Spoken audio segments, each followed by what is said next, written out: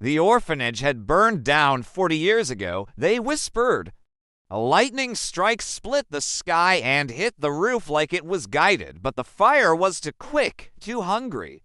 When it was over, the town stood with buckets and charred hands, staring at a ruin that puffed smoke for 3 days after the rain fell. Even then, the walls didn't collapse. The stone clung black to the hillside like a rib cage around something that just wouldn't die. They took away bodies, most of them wrapped in sheets, but the numbers never matched the roster. Children whose names were called never answered. Their tiny bones turned to powder so fine it sifted through fingers like flour sticking to skin until it sank into the pores, leaving a smell of burnt milk and damp cloth. The townspeople turned away, boarded the gates, whispered about mercy, but no one went back. The place wasn't empty, it was waiting. And up on the 3rd floor, beneath the beams warped like claws, was the heart that just wouldn't stop.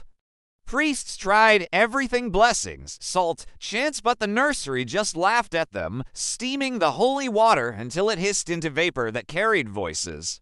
Can you imagine? Dozens of voices layered on top of each other, some sweetly singing lullabies, others reciting prayers, and some wailing like they were still choking on smoke? But there was always one voice that cut through it all, high and shrill, calling out names, children's names that no one alive remembered.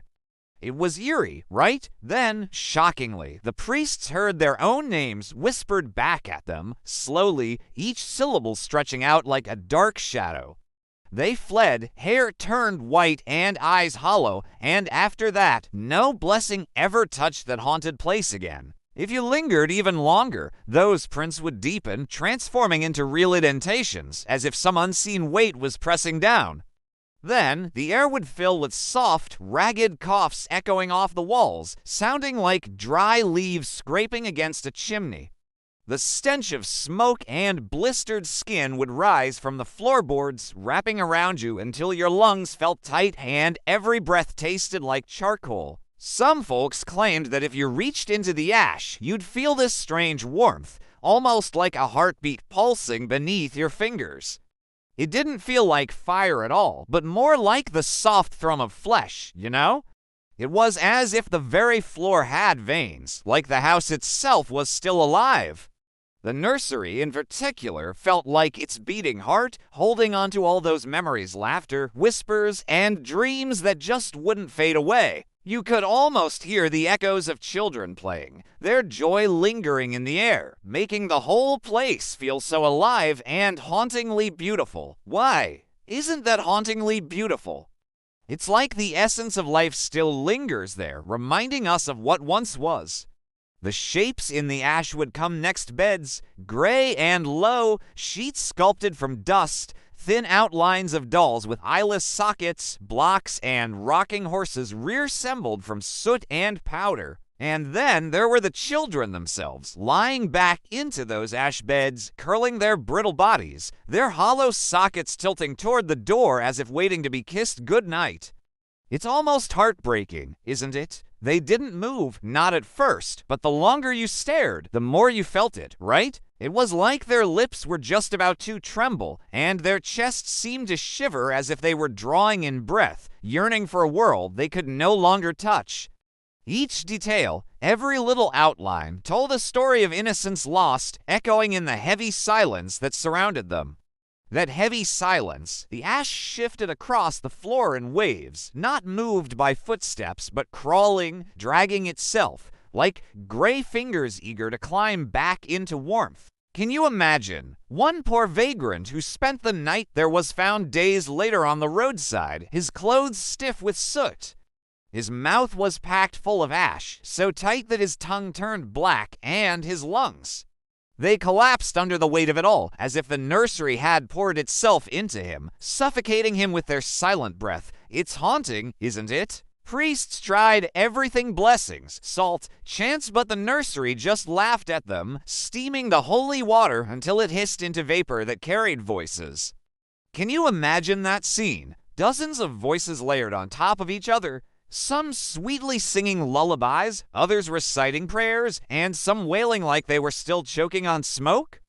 It was like a haunting symphony, but there was always one voice that cut through it all, high and shrill, calling out children's names that no one alive remembered. It was eerie, right? The kind of chill that crawls up your spine, right? Imagine the shock when those priests heard their own names whispered back, echoing in the air like a twisted joke. Each name stretched out slowly, each syllable lingering like a dark shadow that wrapped around them. They ran, their hair turning white and eyes wide with terror, like they'd seen a ghost. After that, no blessing ever dared to touch that haunted place again. Can you believe it?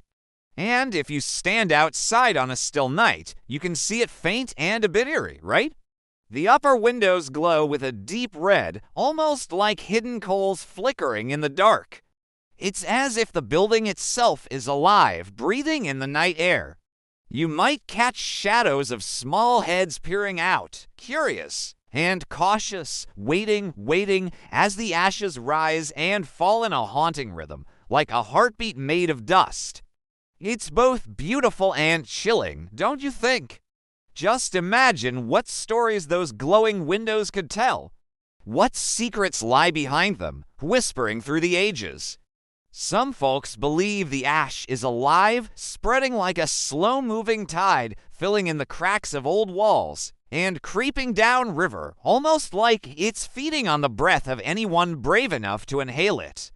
It's as if it's pulling them into its embrace, making them part of this haunting nursery, another cough in the ghostly choir. Others whisper that the children have picked up new names of the living, and they're just waiting for someone to answer their roll call, to step through that door and lie down in the gray beds where they can tuck you in and let the fire ignite once more. Isn't that chilling? And if you stand outside on a still night, you can see it faint and a bit eerie, right? The upper windows glow with a deep red, almost like hidden coals flickering in the dark. It's as if the building itself is alive, breathing in the night air. You might catch shadows of small heads peering out, curious and cautious, waiting as the ashes rise and fall in a haunting rhythm, like a heartbeat made of dust. It's both beautiful and chilling, don't you think? Just imagine what stories those glowing windows could tell. What secrets lie behind them, whispering through the ages.